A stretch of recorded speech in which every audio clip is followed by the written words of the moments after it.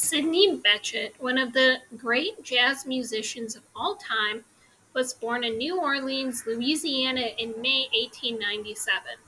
He was a Creole of color, a member of a black community that traced its roots back to the French, Spanish, and Caribbean cultures that characterized the city before Louisiana became a part of the United States.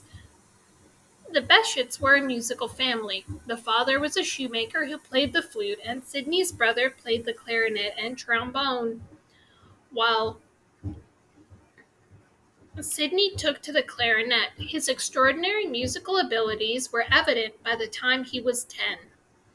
The music makes a voice. No matter what happens, the man that cares to hear that voice, he can hear it.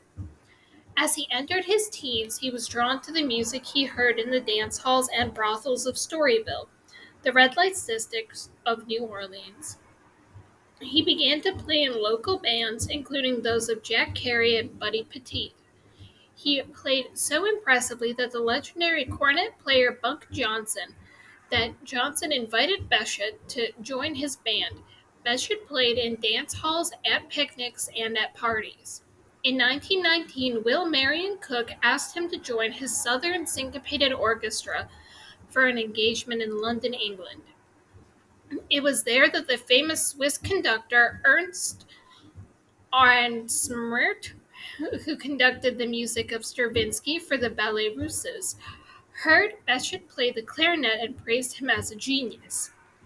While in London, Bechet mastered the soprano saxophone, the instrument that he would principally play for the rest of his life.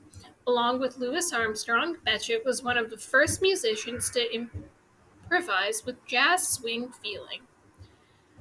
Disgusted with the racism he encountered in the United States, he spent most of his career in Europe, especially France. He played with several bands in Europe and the United States, and in 1932 formed his own band, the New Orleans Feet Warmers, with trumpeter Tommy Ladnier. When the band dissolved, Bechet and Ladnier decided to open a dry cleaning shop in Harlem. The Dixieland revival of the 1940s resurrected Bechet's career.